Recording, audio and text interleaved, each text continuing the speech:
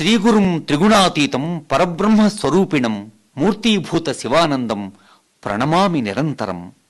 సనాతన ధర్మ సంస్థాపన కోసం, దేశాన్ని సమాజాన్ని ధర్మ మార్గంలో నడిపించటం కోసం జీవిత పర్యంతం పరిశ్రమించిన మహా తపస్వి, కదిలే శివుడు, అపూర్వ గురువు, ఆదర్శ పౌరుడు పూజ్య సద్గురు శివానందమూర్తి గారు.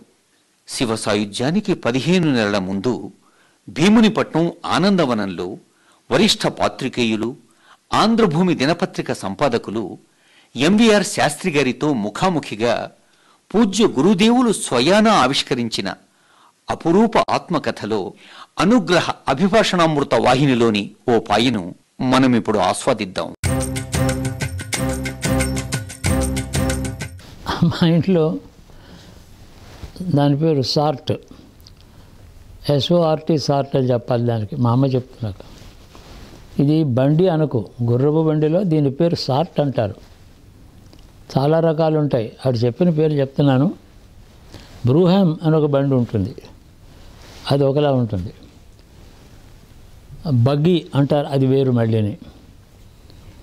ఇలాగా 4 పేర్లు చెప్పింది.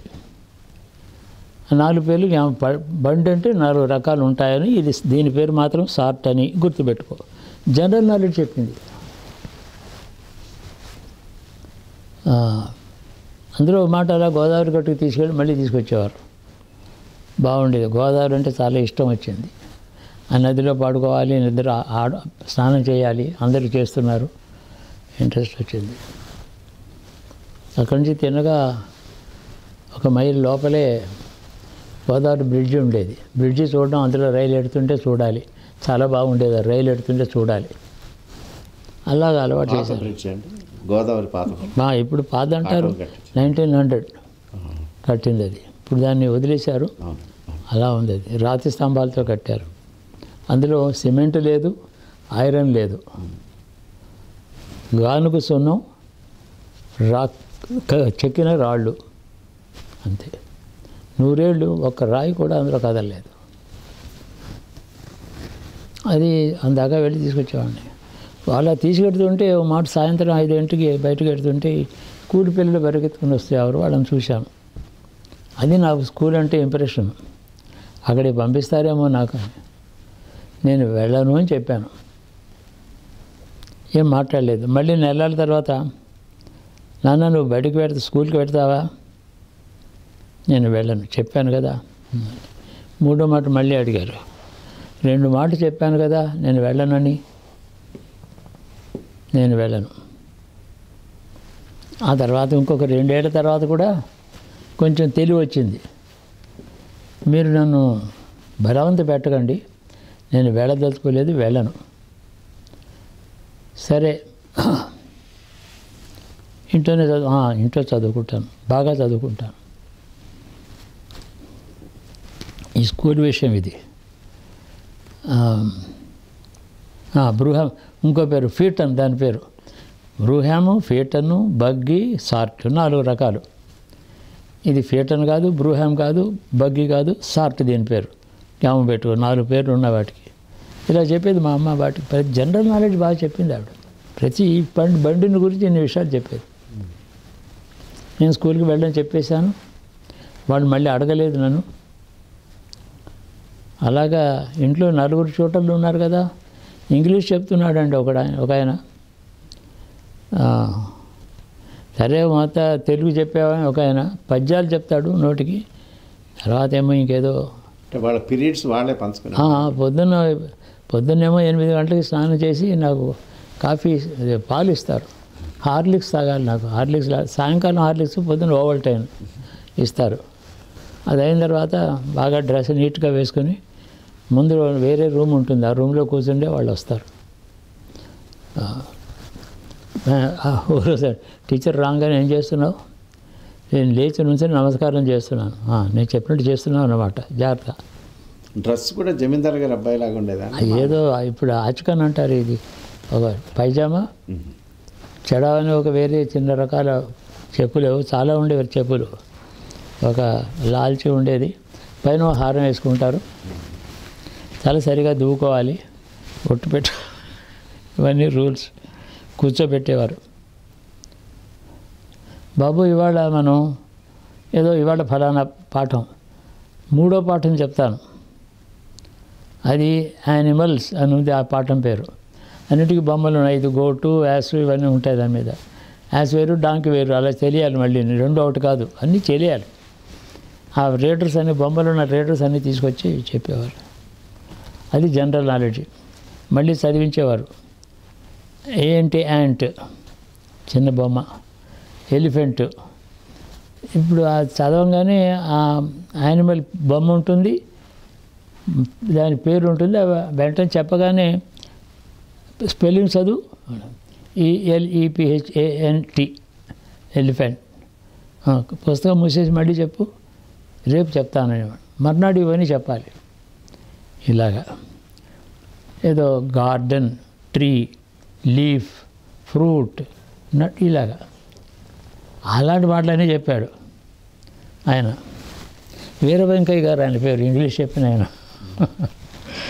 ఆయన వీర వెంకయ్య గారు అంటే ఇంగ్లీష్ చెప్తాడు. ఇంకొక ఆయన వస్తాడు, రామనాథం గారు, ఏదో ఆయన లెక్కలు చెప్తాడు, ఎక్కాలు చెప్తాడు. ఇలాగ చదువు సాగిందండి. అక్షరాభ్యాసం ఈ వైభవంగా చెప్పాను కదా, అందరూ నవ్వారు, అక్షంతలు వేశారు, అంతా బాగానే ఉంది. స్కూల్కి మాత్రం వెళ్ళను అన్నాను. ట్యూషన్స్ బాగానే సాగాయి. ఇది కాక వచ్చిన కొంచెం అక్షరాలు మాటలు నేర్చుకుంటున్నా కదా, 1.5 years ఎప్పుడే లైబ్రరీలోకి వెళ్ళి ఒక పుస్తకం తీసేవాడిని. దాని పేరు కూడబలుకుంటూ ఆ పేరు చదువుకోవడం. ఏదో చంపు కావ్యము అని ఒకటి ఉంది, అది తెలిస్తే కదా అదేమిటో. అక్షరాలు చదివాను. ఎప్పుడు 5 ఏళ్ల వయసు అండి? 5 ఏళ్ళు వచ్చాయి. అప్పటికి ముందే ఓరల్ ఎడ్యుకేషన్ అయింది, రైటింగ్ మొదలైంది. రైటింగ్లో తెలిసిన మాటలు గబగబా ఆల్ఫాబెట్ వచ్చేసింది. తెలుగు అక్షరాలన్నీ బాగా వచ్చాయి. లు లు లు ఇవన్నీ చెప్పాలన్నమాట. ఇలా తలగిందులో రాస్తాం కదా, అవన్నీ రాయించేవాడు నా చేత, ఇలా రాయమని. ఈ విధంగా సాగింది. డైలీ కూడా ఈ 4 టీచర్స్ వచ్చారు. మరి అప్పటికేమో 8 గంటలకు ఆయన వస్తారు, 9, 10 2 గంటలు అయిపోతుంది. మళ్ళీ మధ్య మధ్య అదే బోరింగ్గా ఉంటుంది కదా, అందుకని ఏదో మాట్లాడతారు ఆయన ఏదో చెప్పాలి. ఏదో కథ ఏదో చెప్తారు, పురాణ కథ ఏదో. అయిపోయింది. 2 పొద్దున్నేమో వస్తారు, మధ్యాహ్నం మళ్ళీ 2:30 నుంచి 4:30 దాకా. 4:30కి 4 గంటలకు 2 to 4, 2:30 to 4:30. ఒక్కొక్క మాట నేను స్లిప్ ఇచ్చేసేవాడిని. మాస్టర్ ఇవాళ వద్దండి అనేవాడిని. సరే బాబు అని వెళ్ళిపోయేవాడు టీచర్స్. అప్పుడు మధ్యాహ్నం 3:30కి ఇంట్లో అనిపెద్ది జగన్నాథ శాస్త్రి గారు పురాణం చెప్తారు. 3:30 or 4 వస్తారు ఆయన. ఆయన పెద్ద భారీ మనిషి, హై స్కూల్లో తెలుగు పండితుడు, నాన్నగారికి దగ్గర ఇష్టం. ఏదో పురాణం చెప్తాడు. పురాణం ఏమో తివాసీలు అన్నీ వేస్తారు, అక్కడ ఇద్దరు ఎత్తుగా కూర్చుంటారు. ఇక్కడ తలుపు ఓపెన్ చేసుకుని మా అమ్మ ఇక్కడ కూర్చుంటుంది ఫ్రంట్ హాల్లో తలుపు వెనకాల కూర్చుంది ఆవిడ. ఇలాగ అందరూ బుద్ధిగా కూర్చొని పురాణం విన్నాను. అప్పుడే ఏవో కథలు చెప్పాడు నరసింహస్వామి, హిరణ్యకుడు, హిరణ్యాసుడు, ఇవన్నీ చెప్పాడు. అన్ని కథలు చెప్పాడు. ఆ కథలు మాత్రం నాకు కనీసం 2.5 సంవత్సరాల కథలు పురాణం విన్నాను. రూల్ ఏంటంటే అక్కడ ఎదురుండా కూర్చోవాలి, మధ్యలో లేచి వెళ్ళకూడదు. మధ్యలో లేచి వెళ్ళకూడదు, డిసిప్లిన్ అది. చివరిదాకా కూర్చోవాల్సిందే. చివరిదాకా కూర్చోవాల్సి వస్తుందేమో అని అక్కడ కూర్చునేవాడిని కాదు. ఏమో మంచి ఇష్టం అయితే వెళ్ళిపోవాలి కదా. అక్కడి నుంచి మంచి తోట బాగుండేది. నాకు రాత్రి పక్క మీద వేయడానికి విచ్చుకున్న పూలు సాయంత్రం, పొద్దునేమో మొగ్గలు ఉంటాయి, సాయంత్రానికి విచ్చుకుంటాయి. ఇది సన్నజాజి, విరజాజి, మల్లెపూలు, పెద్ద తోట, ఇంత బుట్టెడు వచ్చేవి, పోసేవారు. అందులో గుచ్చుకుంటాయేమో చెప్పి తొడిని సరిగా తీసేసి అలా. ఇవన్నీ కూడా నాకు 5 ఏళ్ళు 6 సంవత్సరాల వరకు ఇదే కథ. మీరు ఒక్కరే సంతానం అండి? అప్పుడు నేను ఒక్కడనే. తర్వాత ఆడపిల్లలు పుట్టారు. మా అమ్మకి అంత ఆరోగ్యం బాగలేదు. నేను 5 ఏళ్ళు వచ్చే వరకు నేనే అంతా మొత్తం మహారాజు మనమే, ఎవరు గారాబం అని దర్జా. అంతేగాని ఇంకో విషయం ఏంటంటే లైఫ్ స్టైల్ గురించి చెప్పడం కోసం చెప్తున్నాను, గొప్ప ఏం లేదు ఇందులో. పుట్టినరోజు వచ్చేది మార్గశిర శుద్ధ నవమి. పుట్టినరోజు వచ్చేటప్పటికి 2 నెలల ముందరే కంసాలు పిలిపించి కొత్త నగలు చేయించేవారు. పుట్టినరోజుకి కొత్త నగలు వేయాలి. కొత్త బట్టలు ఉంటే పాత నగలు ఏమిటి, కొత్త నగలు చేయాల్సిందే. హారము, ఏదో చేతికి పెద్ద మురుగులు, అప్పుడప్పుడు ఆ టోపీకి ఏమో కొత్త టోపీ పెట్టి, ఈ ముఖమల్లు అంటారు చూడండి, అలాంటి దాంతో ఎర్రవి నల్లవి దానికి కుట్టేవారు పూసలు, అది పెట్టేవారు. అందరూ ఆశీర్వదన చేసేవారు. అలా 1938కి 10వ సంవత్సరం పూర్తయింది. 28 కదా పుట్టాను. 36 డిసెంబరు వరకు కూడా, అంటే 8 సంవత్సరాలు పూర్తయ్యే వరకు కొత్త నగలే చేయించారు పుట్టినరోజుకి. నాకు ఇది మాత్రం బాగా జ్ఞాపకం. నాకు 1936 తర్వాత నేను అన్నాను, అమ్మ ఇవి కొత్త నగలు ఎందుకమ్మా, నాకు బాగుండలేదు ఇవన్నీ, ఎందుకు ఇవి అని. అవును మానేద్దాం అంది. అవును మానేద్దాం అంది. తర్వాత ఇక మళ్ళీ కొత్త నగలు ఏం చేయలేదు, ఏదో వేసి ఊరిగా కూర్చోబెట్టేవారు. అప్పుడప్పుడు మా రాజమండ్రిలో మా నాన్నగారికి చాలా మిత్రులు ఉన్నారు. కొవ్వూరులో ఒక పాఠశాల నిర్వహించారు, అది చెప్పాలి. 1925 నాటికి కొవ్వూరు చేరారు. ఇక్కడ ఉర్లంలో మా నాన్నగారిని సూపర్వైజ్ చేసి పెంచి అన్ని విషయాలు చెప్పినటువంటిది వదిన గారు కందుకూరి శ్రీ మహాలక్ష్మి గారు ఉండేది. మా నాన్నగారి కంటే ఒక అతను వెంకట విశ్వనాథరావు అని చెప్పి మా నాయనమ్మ గారికి మరిది కొడుకు అబ్బాయి. మరిది భార్య కూడా పోయారు. ఆ మరిది కొడుకుని పెంచింది ఆవిడ. పెంచితే అతని భార్య ఈ మహాలక్ష్మి గారు, అతనికేమో సరిగ్గా 19 సంవత్సరాలు నిండాయి. చాలా అందమైన వాటి అతను, చాలా గొప్ప సుందరుడని చెప్పేవారు. విషం పెట్టి చంపేశారు. అతని భార్య మహాలక్ష్మి గారు. ఎస్టేట్ ఏమో నరసాయమ్మ గారిది, అంటే మా బామ్మగారిది. కాబట్టి మా నాన్నగారు వంశంలో నెక్స్ట్ వాడు కాబట్టి ఆయన తీసుకెళ్ళి పెంచుకున్నారు. మా నాన్నగారి పెంపకం 1.5 సంవత్సరం అప్పుడు పెంచారు. 1.5 years వయసులో తీసుకెళ్ళిపోయారు నాన్నగారు. అక్కడ రాజమండ్రి దగ్గర, ఏలూరు దగ్గర పుట్టారు ఈయన. ఇదే వంశంలో ఒక శాఖలో. వాళ్ళు చాలా రిచ్ పీపుల్, చాలా పెద్ద ఆస్తి వాళ్ళది. నాన్నగారు పుట్టిన కుటుంబం అంటే 100 కొద్దీ భూములు అవి ఉన్నాయి, తోటలు, బాగా బంగారం. అయినా మొట్టమొదటి పిల్లవాడు ఈయన. నాకు వారసులు అవుతాడు ఈ 100, ఆ పిల్లవాడిని పుట్టగానే నాకు ఇచ్చేయండి అని చెప్పి మా బామ్మగారు అంది. ఆ 1.5 సంవత్సరాన్ని పిల్లవాడిని ఇచ్చేశారు. విశ్వనాథరావుకి విషం పెట్టి చంపడం చేత వారసత్వం నాన్నగారికి వచ్చింది. తీసుకెళ్ళి పెంపకం కూడా చేశారు. ఇక అక్కడి నుంచి మళ్ళీ కన్న తల్లి తండ్రి ఊర్లో రాలేదు. ఇక్కడే నౌకర్లు వాళ్ళు పెంచారు.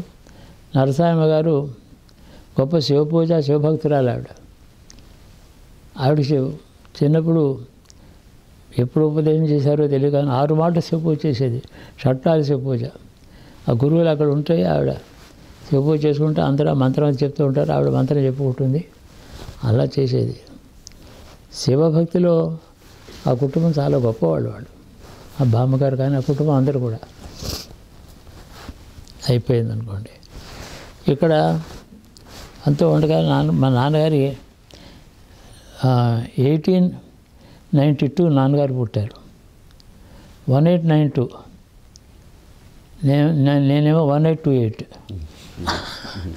20th అంటే 21st అంటే 21st. ఆయన మార్చి, నాది డిసెంబరు. మీ డేట్ ఆఫ్ బర్త్కి నా డేట్ ఆఫ్ బర్త్కి చాలా పోలిక ఉంది అన్నాను నేను. నాలాంటి అదృష్టం మాత్రం నీకు పట్టకూడదు, నువ్వు మామూలుగా సుఖంగా బతకాలి అన్నారు ఆయన.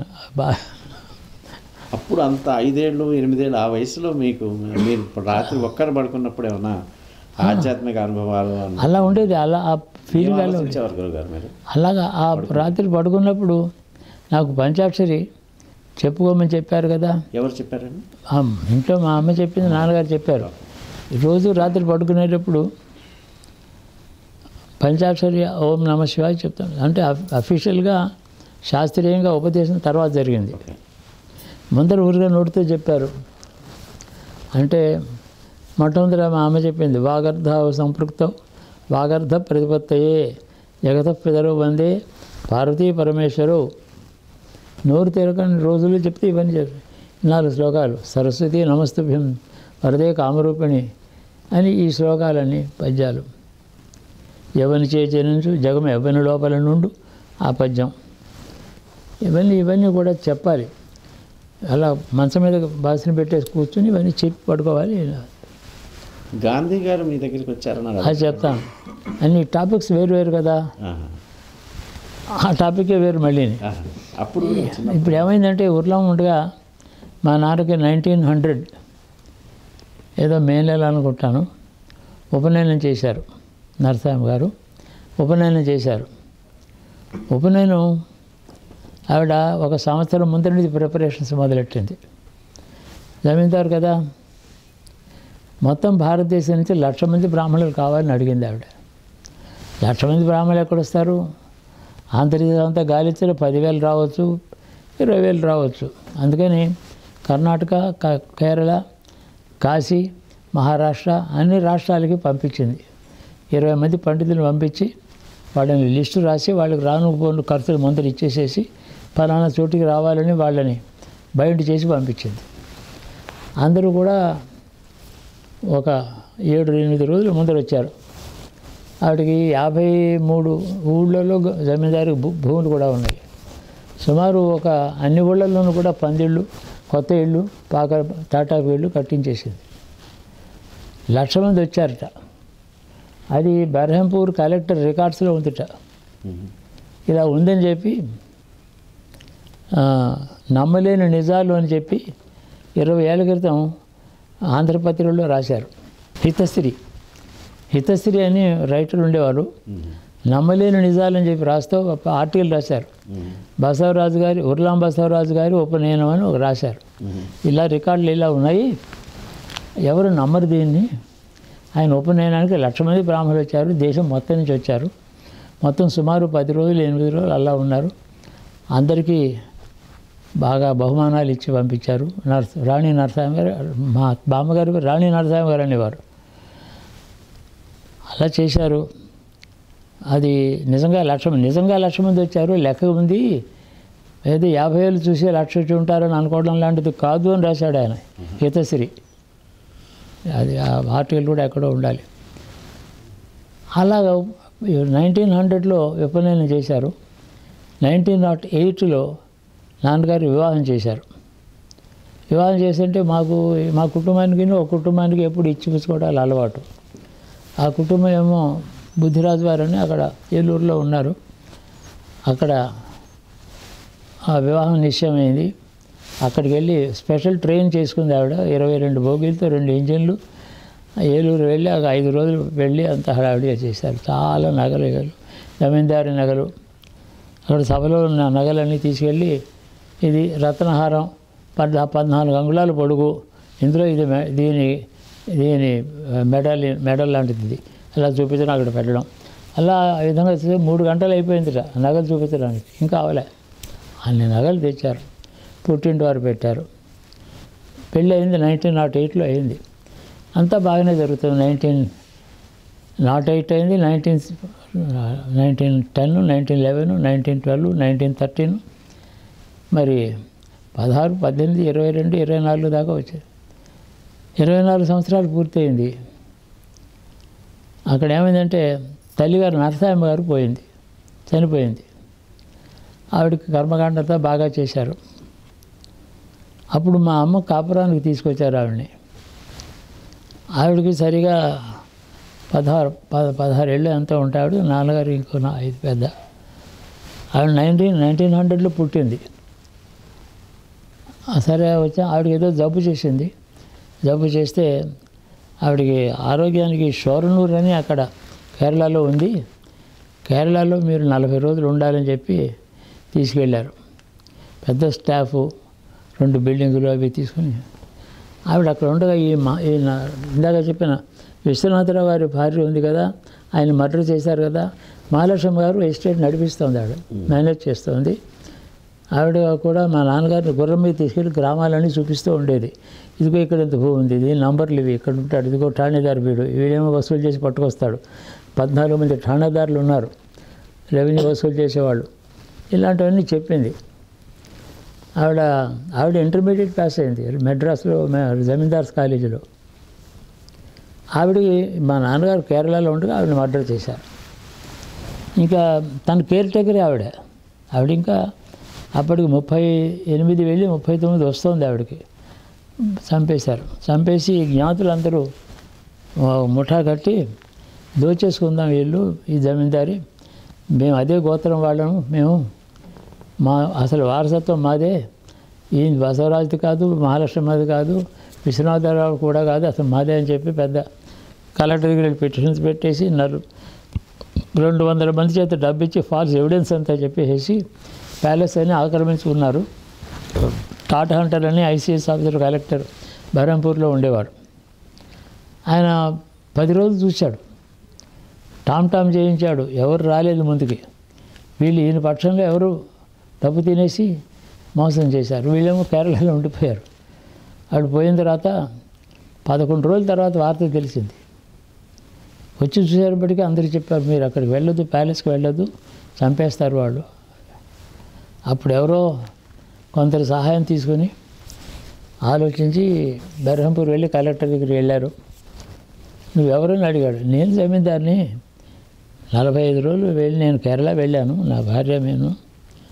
మరి ఎవరు, ఇదిగో నా లాయర్స్ ఉన్నారు, వీళ్ళని చూడమని. వీళ్ళు ఎవరు అప్పుడు రాలేదే, నేను అన్ని ఎంక్వైరీ చేశాను, అది ఇది అన్నాడు.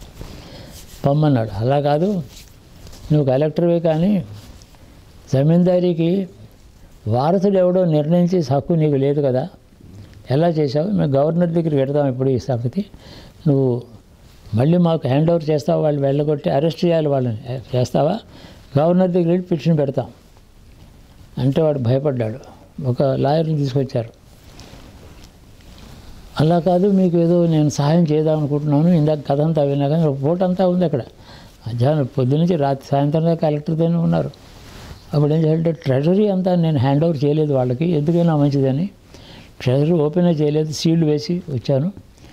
ఎస్టేట్ హ్యాండ్ ఓవర్ చేయడానికి ఏముంది, ఎస్టేట్ అంటే పేపర్లే కదా, ఇచ్చాను అని. అంటే మీరు ఆ ట్రెజరీలో ఏముంది అది తీసుకుని మీరు సంతోషించండి, నా మీద కంప్లైంట్ చేయవద్దు, నేను చేయగలిగిన సహాయం అంతా చేస్తాను అన్నాడు. ట్రెజరీ ఏమో పిలిచి అందరి ఎదురుగుండా హ్యాండ్ ఓవర్ చేశారు. బాగా బాల్యాలు కత్తులు పట్టుకున్న వాళ్ళు 20 మంది స్టాఫ్ ఉన్నారు నాన్నగారికి. అప్పటికి అందరూ వచ్చేసారు, నాన్నగారు వచ్చేప్పుడు అందరూ వచ్చేసారు, పాపులర్గా ఉన్నారు కదా.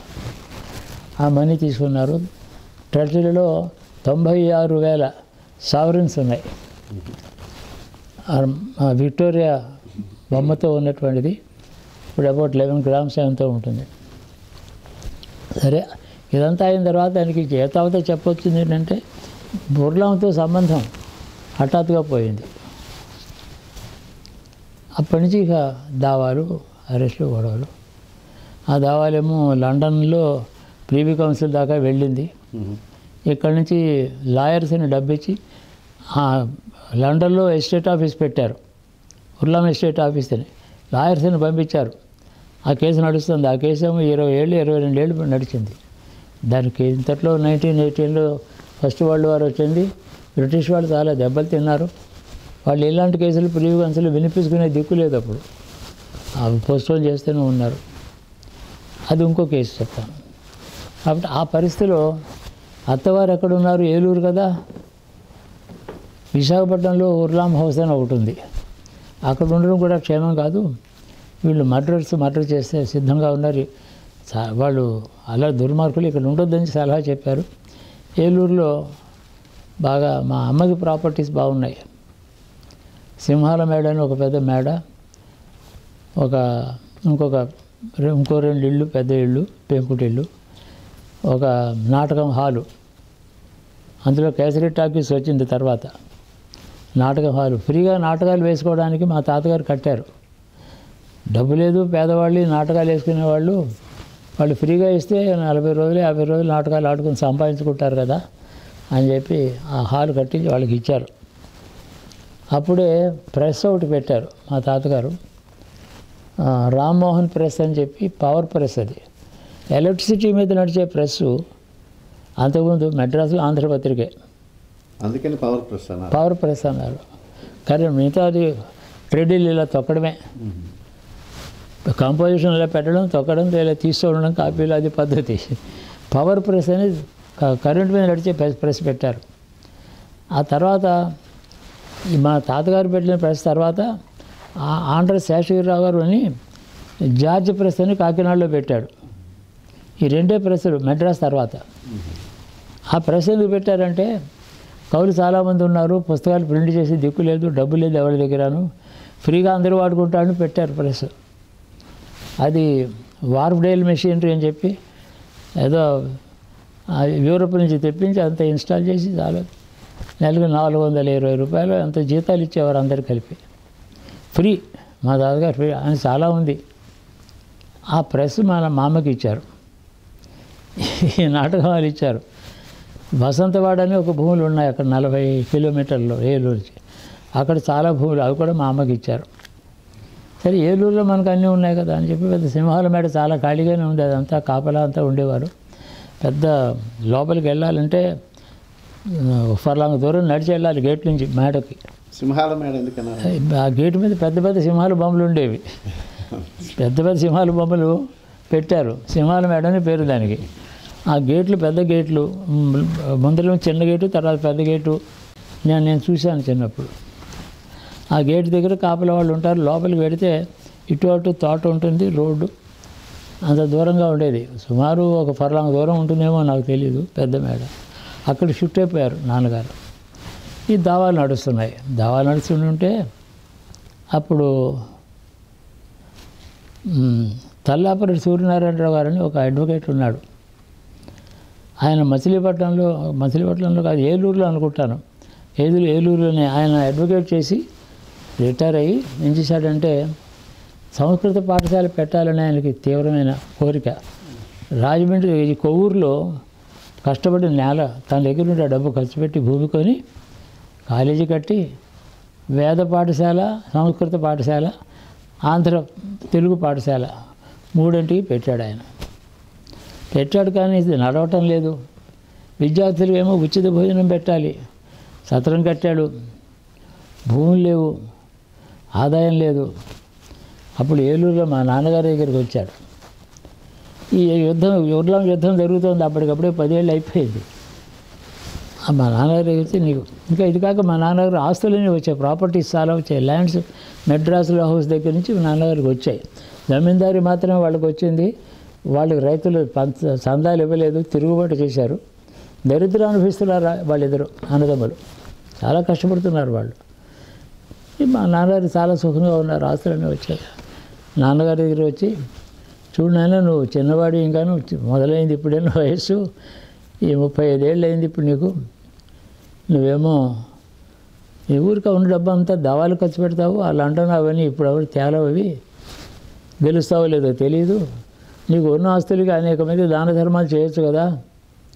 ఆ ఖర్చు మానేసి నేను ఒక పాఠశాల పెట్టాను, నా దగ్గర డబ్బు లేదు, విద్యార్థులకు భోజనం పెట్టలేను, ఉపాధ్యాయులకు అన్నం జీతాలు ఇవ్వలేకుండా ఉన్నాను, కష్టపడుతున్నాను. నువ్వు వచ్చి ఈ పాఠశాల నువ్వు నిర్వహించు, నీ డబ్బు పెట్టి. ఇది నీకంటే ఇంకోటి, గోదావరి తీరం చాలా గొప్పది, పుణ్యం నది అది. నువ్వు ఎక్కడో ఊర్లంలో అక్కడెక్కడ కష్టపడ్డావు, పుణ్యమో పురుషార్థమో ఈ దావాలు చేసుకుంటాను. చక్కగా ఆయన బోధ చేశాడు, 1 గంట సేపు కూర్చొని. నాన్నగారికి చాలా నచ్చింది. ఓహో, ఇది శివుడే కాజ్ఞ కాబోలు. మా అమ్మని కన్సల్ట్ చేస్తే అలాగే పెడదాం, ఆ పాఠశాల అడాప్ట్ చేసుకుందాం, మనం నడిపిద్దామండి అని ఆవిడది. అప్పుడు కొవ్వూరు వచ్చేసారు.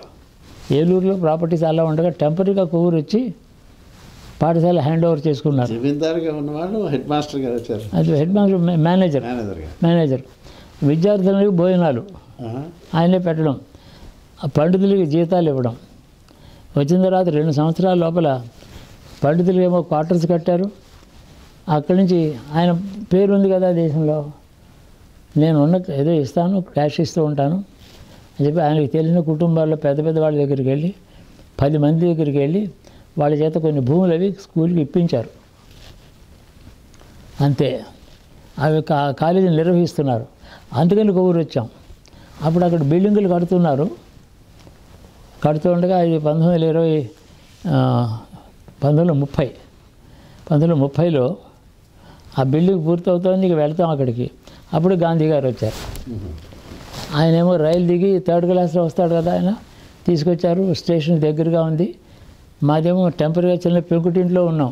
నౌకర్లు ఒకళ్ళు ఇద్దరు అంతే. ఏలూరులో పెద్ద ఎస్టాబ్లిష్మెంట్ ఉంది, ఇక్కడ ఏం లేదు. ఇల్లు కడుతున్నారు. గాంధీ గారు వచ్చి ఇంత ఎత్తి అరుగు పెంకుటిల్లు వచ్చి అది అక్కడ దాకా తీసుకొచ్చారు. అక్కడ ఏం చెప్పారు, పెద్ద గొప్ప పాఠశాల, వేదాలు చెప్తున్నారు, అది చేస్తున్నారు, ఏమని చెప్పారు. చూడమంటే వచ్చాడు. ఆయన కొవ్వూరులో ఒక ట్రైన్ దిగిన తర్వాత 2 hours తర్వాత ఇంకో ట్రైన్ ఉంది.